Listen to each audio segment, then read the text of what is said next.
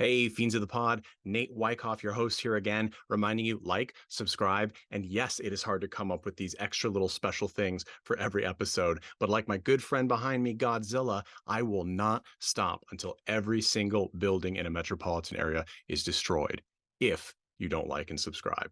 Enjoy, and please go to cultandclassicfilms.com to pick up exclusive cult movies, and also you can subscribe and have them delivered at a discount to your door every single month. Enjoy the show.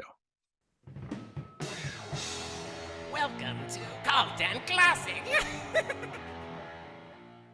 Welcome, friends and fiends of the pod, to a brand new episode of Cult and Classic Films podcast. I'm your host, film critic and comedian Nate Wyckoff, and we are keeping it cozy this episode with just me talking to regular contributor Mandy Longley. How are you doing, Mandy?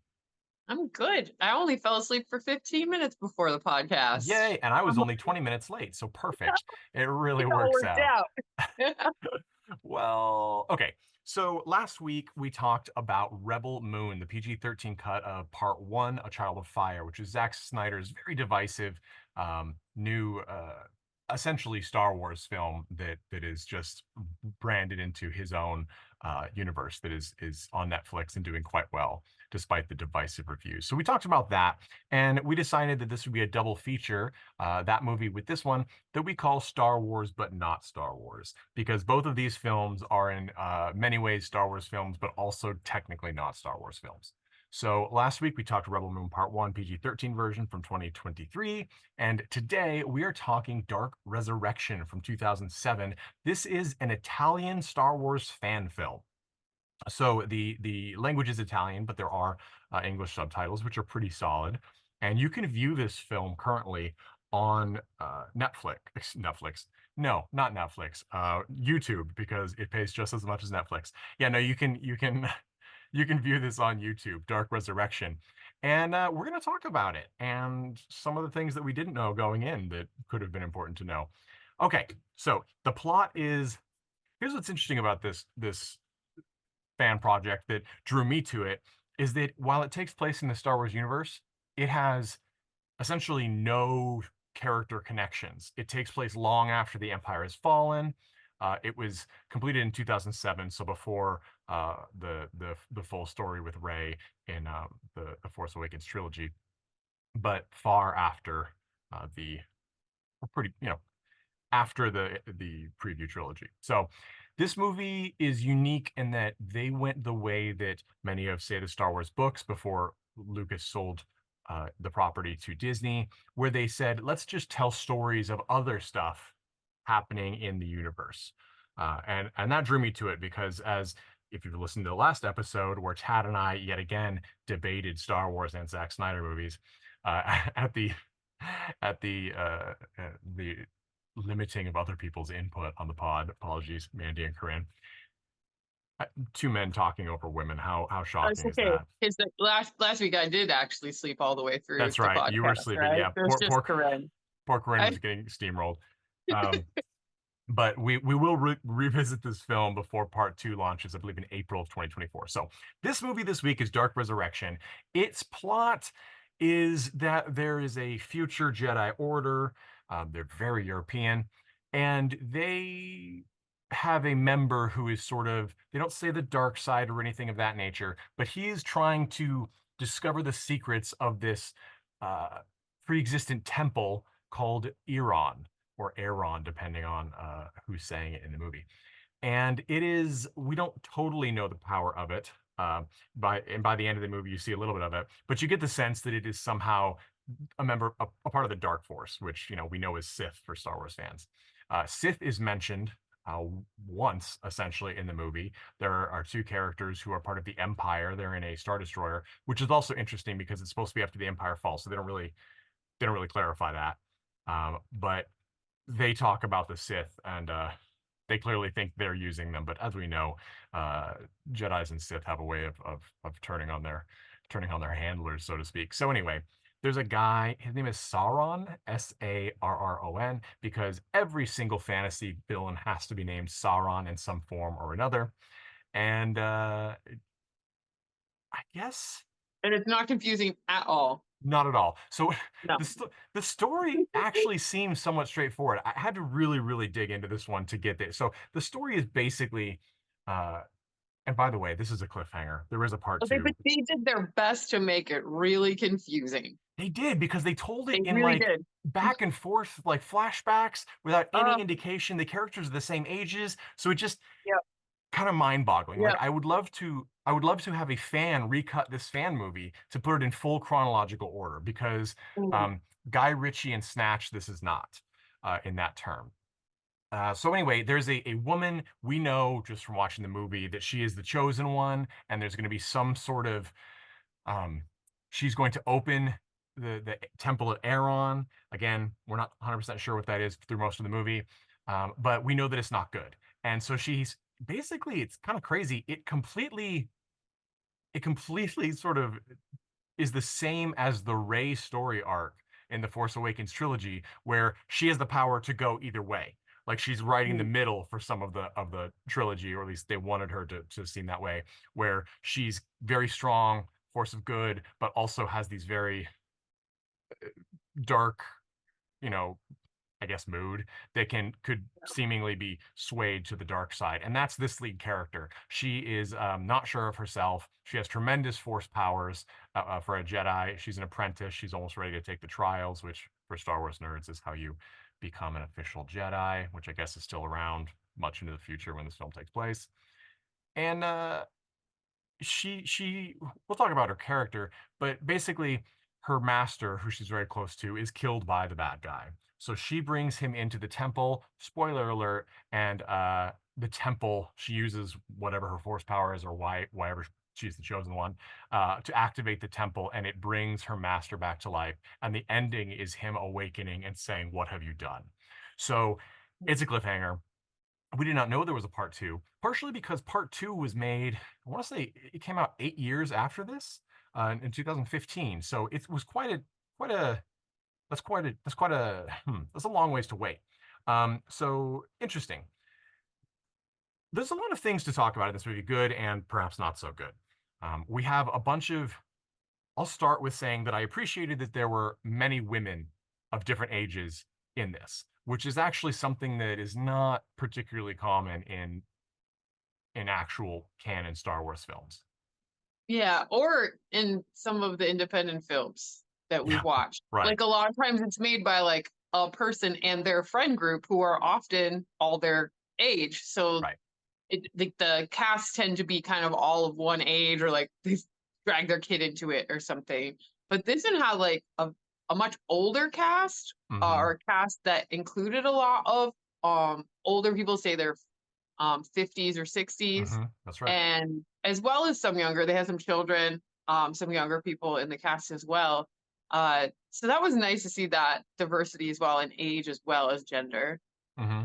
Yeah, that's true. And I want to correct myself. The sequel did not come out 8 years. It came out 5 years later. And then there's a short film that takes place in the universe that was done like a total of 8 years after the original, I believe. So this is Dark Resurrection from 2007. The sequel is called Dark Resurrection, um, Dark Resurrection Zero, Volume Zero from 2011. So anyway, this you said it was confusing and because it jumps back and forth in time. I also think it was a Yeah. little disorienting because there is so much blown out light, like light, Hmm. not even flares, it's just bleed, right? So when you, Yeah. it's like when you take a photo and there's a light blaring on you and it washes out Hmm. all of your features except the most stark, the shadows around your nose, things like that. Um, Yeah, and I couldn't tell if they were trying to use that at particular times for a storytelling tool to give you a sense of like it was a particular time period, or mhm, it was a dream or a vision, or I don't know, someone was particularly powerful. Like it just seemed almost random to me, and it just added to the confusion more than it. I think they must have been trying to help you, and it wasn't helping. Yeah, I sort of have a theory about that. And you're right. I was trying to find a rhyme or reason as well. And it is possible that when it's a complete white background behind the characters, um, it's possible maybe those are flashbacks, but at the time of watching it, it's very difficult to determine because everything is very soft. It has a soft filter over it. Think if for those of you listeners who've watched season 1 of RuPaul's Drag Race way back in the day, Yeah. everything is like it's like cheesecloth is over it. It's just so Yeah. washed. So the blur filter is on extreme. That's the case here. My guess is that this is done possibly stylistically to a point, but mostly to cover up the green screening because Oh, okay. green screening is we all think it's very easy. I mean, if you watch the video of this on youtube.com/at Cult and Classic Films every Tuesday and a classic episode every Thursday, then you'll see that we use green screens for our backgrounds. Most of the time, it's our recording software is quite good at picking it up. But sometimes, especially if I move fast or move out of the normal range of where I am, it goes wonky, or you'll get funky edges. And so green screen is temperamental. You have to have it very well lit. You have to have a large green screen or several, which is something else that I'd point out. And again, this is speculation, but my assumption is that a lot of the blurring was to hide the fact that maybe some green screening just was not as perfect as it could be. Because even in in professional features, there's lots of post work to make sure that's cleaned up. And lots of lighting specialists to make sure as little of it happens as possible during the filming. This, I think, also it kind of explains or could explain why there are so many extreme close-ups. And it's Mhm. not just to show expression; it's actually during scenes of characters running, during fight scenes, which is pretty common for fight scenes because then you can kind of fudge the choreography sometimes. Um, but it's one can be a stylistic choice, but two, because it happened at times that didn't seem to warrant it. I'm wondering if the green screen was not always a huge green screen. So perhaps for reshoots or Mhm. additional scenes, they used something where it was much easier to crop close to a character and save some post production cleaning everything up. So that's another guess. And the reason I think these are very possibly for it is because the filmmakers clearly know what a professional film looks like. Because I don't know what the cost was. I mean, this is not a fan film that cost nothing. I have a feeling they Oh, no, paid yeah, the production cast value members. is really good on It is this. quite good. Like we've reviewed actually on this channel direct to video features that are actually poorer quality than this. I'm thinking, what was the one that poor Nicolas Cage did, where there's the alien with like the visor face? I can't remember what it's called. You can go dig through our catalog. There are so many, but it was during our Nicolas Cage month a couple years ago, which in fact we're rerunning on classics right now. If you're listening to this uh, at the beginning of Yeah, 2024. I remember when we finished that month, like you sent us the first movie that didn't have Nicolas Cage in it. And I'm like, what is this trash? Like we do Yes, Nicolas Cage I movies. know. Like, Listeners, if you want to hear more Nicolas Cage episodes, our specialist Greg is on standby. Let us know. Give us some things you want to hear about, some movies you want to hear about, and we'll talk about it because we're always down for Nick Cage. And if any of you know him, he is a man around town.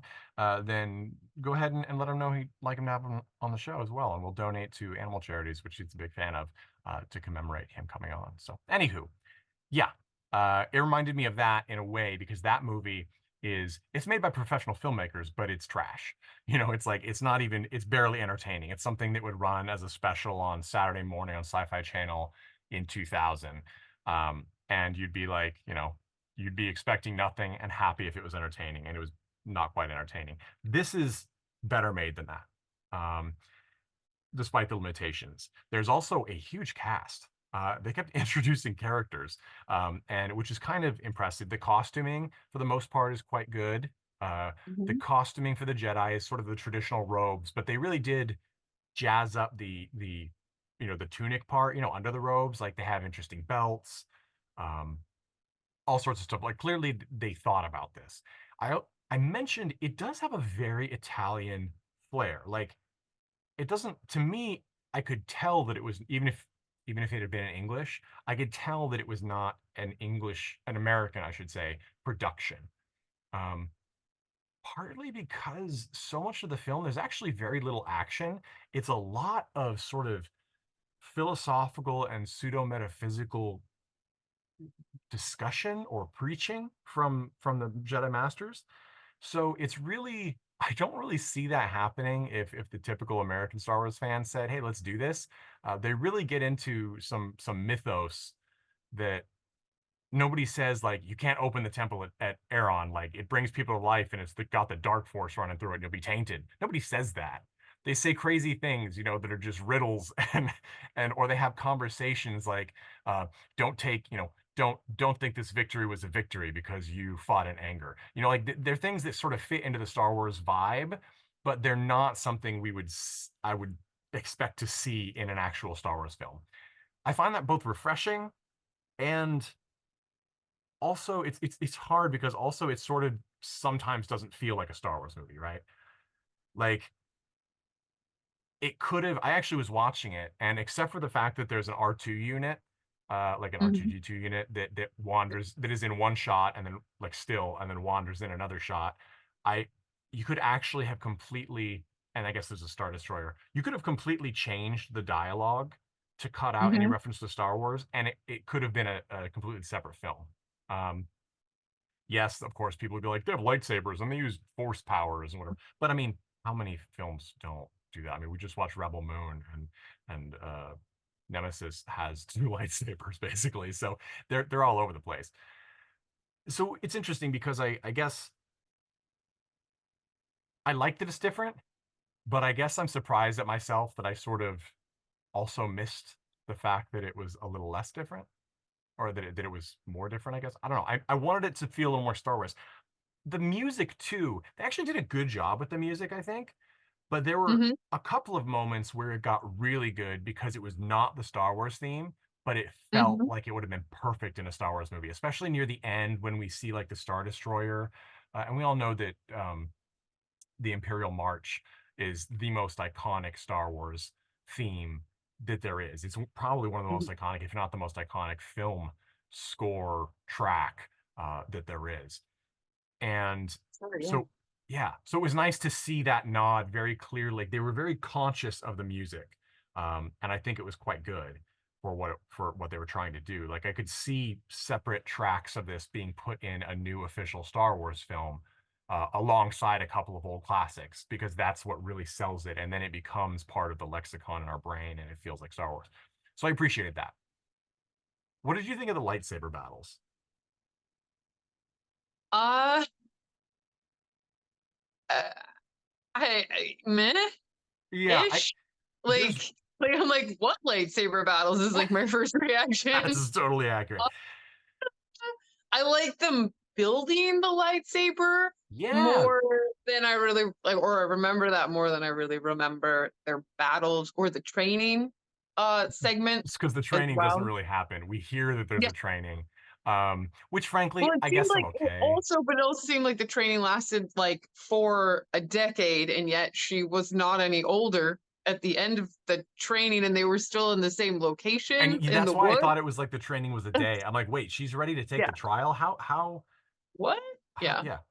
Um, Yeah. So that was not like, I mean, they needed like two or three, like at least subtle changes to the location, possibly some kind of costume adjustment or change to like show that time had passed and she was advancing or something, and like something stylistically changed about her, even if it was the same character, to yeah. show that she was aging or that time had passed, because it was very unclear and they were cutting back and forth to like possibly past events or possibly things that were happening in parallel, and it was super unclear from just the way uh they chose to like shoot things, Yeah. that like of what was happening.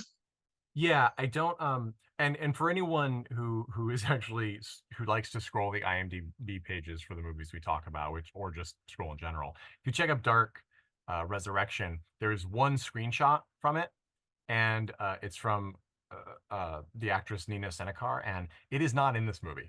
She is not in this movie. She's in the sequel. I don't know why it's here. I'm not going to correct it because put in a correction for it to IMDb because I want that to stay there. I want that to be part of history. You can go check it out. Uh, But yeah, the other thing is that there was no indication until the end of this movie that it was a sequel, that there was a sequel. Like I knew there was a sequel and an extra short, but I didn't know that it Yeah. was not really a sequel. It's part two, which to Or me is yeah. different than a sequel because the story is Yeah. not complete. Um, Yeah. it felt to me more like a TV miniseries event than a film. Mm. Part of it, I guess, could be the production, but as you said, the production value, especially for a fan film, are pretty good. Oh I yeah. think I think it was like they do a really good job of green screening, frankly, Mhm. a lot of it, especially the Yeah. locations. Like if listeners, if you remember way back to when we talked about uh was it Hero of Time, the Zelda fan film, which uh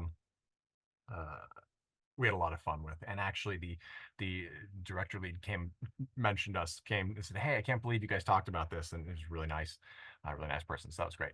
But they did some fun things to try and like get things done without needing money or more actors, like taking an image of like a king. I think it's even a statue. I don't think it's a real king or from a painting, and putting it in the foreground in front of the live character and being like, the king is dead, that kind of thing. It's goofball, but it's an interesting choice and it is fascinating to see. So at least it keeps you engaged. These guys actually did a little bit more thorough work. Like they clearly used some stock footage to show, like it looks like they showed somewhere in South America at one point, to show like a step pyramid. And Mhm. another time, probably my favorite scene using the green screen, um like for wide effect, was when the evil Sauron faces off with this huge group of Jedi who are trying to take his saber away and perform like the separation or some sort of ritual that's supposed to remove his force powers, which I thought was an interesting concept. I don't know if that's from the wider Star Wars book universe or not, but they took an image of some kind of like a sort of druidic looking stone circle, half circle with grass, and then they photoshopped it onto the side of a mountain. And Mhm. while yes, I could see that it was two things put together, it had a really great effect because they could Mhm. do super far away shots with and shrink the green screen characters way down, and it looked really effective, and it gave them a huge amount of range into where they could film, which for most people using a green screen, I don't think that really computes, um, Mhm. because it's uh, that would be a that's that's a whole nother level, right? We're thinking, how do I make it clean? How do I do all this? And they were thinking, how do we use it to make this shot that we want, rather than how do we use it, um, to do the minimum that I can think of. They said, we want to do this shot. How do we do it? And they found a way to do it. I still don't actually know how they green screen that many people. It's quite Mhm. large. So especially if they did close-ups like we mentioned earlier, because there were limitations in Yeah. size, that doesn't pan out here because it's friggin' huge. I don't know how many people are there, like over 30 probably. Mhm. Um, so I don't know. I don't know what they did with that, but it was, uh, I really like that part. But I think the biggest problem, as you said, is that the action is very minimal. Mhm. There's a lot of back and forth talking. So it's not even that's not interesting, especially if you're a Star Wars fan. I think the more you are into the deep lore, like what has not been on the movies, but, what did George Lucas's like 300 pages of notes for this, first half of New Hope? What did all that Mhm. contain? The people that are really interested in that are going to get more out of this film, I imagine, because Mhm. they're looking to see how it expands the Star Wars mythology, the world building, that sort of thing. Whereas people looking for an exciting movie, probably not uh, going to be as thrilled. It's an hour long, literally, like I think I think without the credits, I think it's like 56 or 57 minutes. Yeah. Um, That sounds great. yeah, it didn't feel like it super overstayed its welcome to me, which was nice. Yeah. But it did feel like an episode, right? Which 60 minutes, it could be, airs an hour and a half event. Um, so I am curious to see part two. I'm sorry that we didn't see Mhm. part two, fans. Perhaps we'll touch on it in the future. Let us know if you want that. But I did want to talk. There was one lightsaber battle that I did, or moment that I did like, when the lead character, I mean, we haven't even given their names because it's not, she's named Hope. Okay, that's kind of on the nose, right? Her master, I do not remember what his name is because they call him Master, or she calls him Master all the time. But he has the battle with Sauron, the big battle, and they have this pretty good sort of force move where he's hanging from a ledge with one hand. He uses his other hand to bring his saber up to him from where it's almost fallen in the ocean on whatever planet this is. And then he does this huge leap in the air, which I thought they did a pretty good job. I'm not sure how they Yeah. did that. It was clearly green screen, but I don't know how they came across with that. And then he does this bold choice that it would be interesting to see what people thought if it was in a canon Star Wars film, where he goes completely Superman with the saber in front of him like a spear and dives into the villain's chest with it. And it's kind of a great scene because it's unexpected, and it's that sort of that new moment that I was hoping to get with something that was so removed from the characters of the prequel, original, and Rey trilogy. Mhm. I think we need more of that. The world building was done all up front. The exposition was done. This movie is exposition. Um, so I feel like it's really dependent on your tolerance for for that, your ability to not stress when you don't know exactly what's going on and assume that it's going to come together in the end. I don't know that it fully comes together. Not everything does, but more or less, I kind of got the gist of this. It's fine. Yeah, it It was. wasn't like upset that it ended the way it did. It was, No. Well, at least it ended on a high moment, right? Like I yeah. really did like the line, even though it's been done before, like the first opening your eyes, what have you done? Like that's a Yeah. great, that's a great moment to end on. And I will say, and I don't like to, there's no reason to like chastise a cast member or any cast members just because they didn't hold as much as some others. I think though the weakest perhaps performance from me was probably our lead Hope. And I don't know what kind of direction she was given either. Her name is Andrea Sibilia, and she's acted in other things as well. But she's I believe primarily a writer. Um, and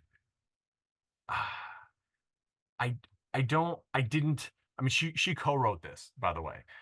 So this was I assumed this was her intent, like this was her idea, but I felt Mm, like she didn't have the power to sort of bring this character that's supposed to be very dangerous, the mm, savior or the destroyer kind of thing to life. Maybe it's because she wrote it, right? Sometimes that happens. You have a whole bunch of other things in your head than what an actor coming in with a fresh view would have, mhm, and so it actually becomes a limitation. I thought the actor that played her master was actually quite good. They did seem to have at first he's a total asshole. Pardon the French. Like he is, I was like, wow, what a jerk. Obi-Wan was not a jerk. Like he was sort of like the teasing uncle Charming. almost. Yeah. Yeah. Yeah. Um, and so in that way he actually had a charm. This guy is like all like negative, negative, negative when she's training. Yeah. But then they do have some moments where it's actually a little bit of levity and he sort of Mhm, shows some pride in his protege. And luckily that comes in a few steps before he's killed the first time. So I don't know how she could have improved that. I think probably the easiest way would have been to cast somebody else that didn't help write the script. mhm, And who knows what extent she helped write the script, but because, think Heath Ledger in The Dark Knight, right? He came in with his own character, he came in with his own ideas, and they were like, oh my gosh, yes, and adapted it to the strength that he was bringing to it. Same with Marlon Brando in the greatest film of all time, The Godfather, in my opinion. He developed that character himself. He put the tissue in his mouth at home, developing the character, right? Like it's quite amazing. I'm gonna bring us to the recommendations. Would you recommend this film, Mandy? And if so, why and to who? I don't know. I'm on the fence on this one. Like we've talked about some positive points and some pretty meh kind of points. Yeah. So I'm just on the fence on this one. I guess if you dig up parts one and part two, I wouldn't recommend just watching part one the way we did. Like maybe if Yeah. you watch all the way through, get the full picture, get Hmm. to the conclusion of the story that they're trying to tell. Then it probably will be a lot more satisfying than the experience we had. Agreed. But I mean, it's in the realm of like independent fan films. It is not bad No, by any means. no. It just doesn't. I don't know. It almost feels like it lacks heart. Like you said, like Hope's performance was Mhm. very like mellow. You don't really get that sense of the extreme power they're Right. concerned that she has. Um, we don't see a lot of struggle from her character either, like of which way she's gonna go. Um, and, like none of the characters are like super likable or Mhm. like relatable. So other than just being maybe impressed as an independent filmmaker yourself or having an interest in independent filmmaking, there's not like a huge amount there to like draw you in to this picture. Yeah, I guess so. I guess so. And as we said, we haven't watched the follow-up, Dark Resurrection Volume Zero, which is about 41 minutes. And like I said, this one's a little longer. But it does look like they actually did quite in those 5 years, upped a lot of the costume and production value, which is nice because, as we said, it actually was already pretty good. Um, I will say it's interesting that, and again, it's unfortunate that we were not advised this was just one half, and that was my bad. But the character of Hope does not appear to be a lead, uh, perhaps even present in the sequel. So I'm very unsure of, and she's not on as a writer either. So I really have no idea what the story was there. There's all sorts, we could speculate as much as we want, right? Like, did they break up? Who were they? Like who knows? But unfortunately, that might be an improvement. Just because, as you said, the character doesn't bring any real Mhm. emotion. It seems some of the people in this are clearly actors who've worked. And some Mhm. people are probably not, right? And that's very common. Most fan films have nothing but people who are not, practiced or professional actors. This one, I think, has some. And so that's a big step up.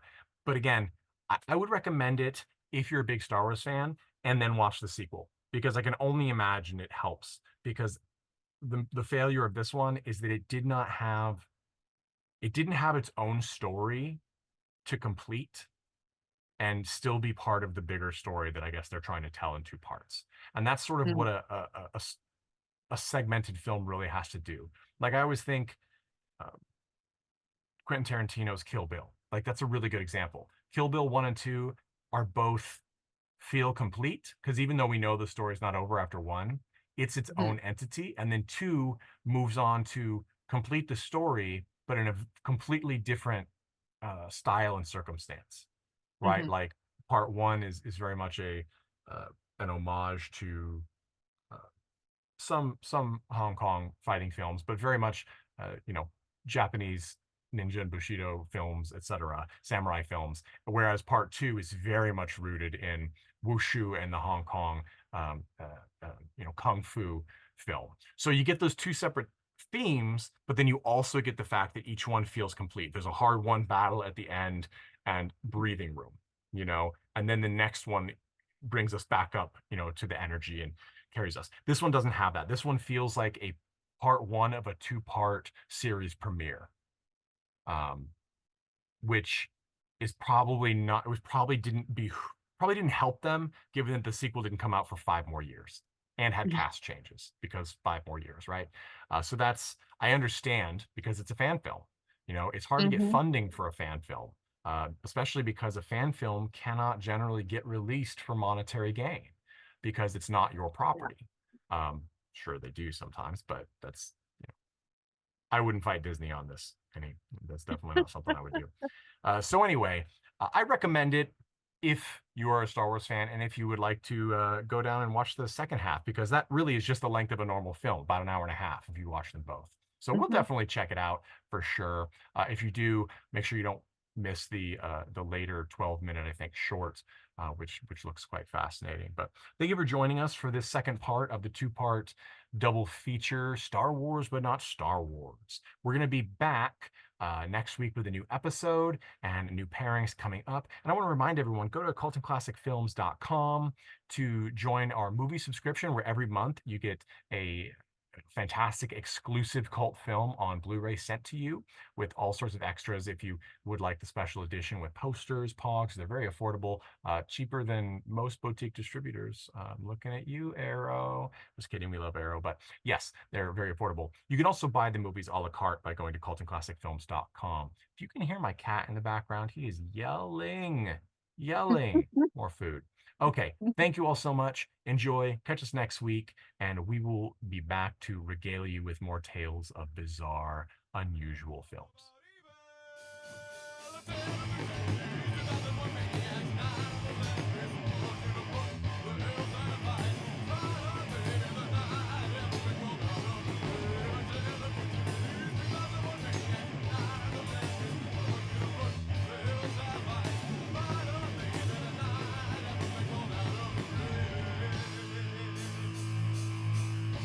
Hey everyone, thanks for listening to Cult and Classic Podcast. This podcast is important to me, but what's more important are the rights, privileges, and freedom from violence of everyone in this country and in this world. And that means supporting Black Lives Matter. If you'd like to make a donation, please go ahead and visit cultandclassicpodcast.com, where we have a list of places you can donate and help out. And please stay safe.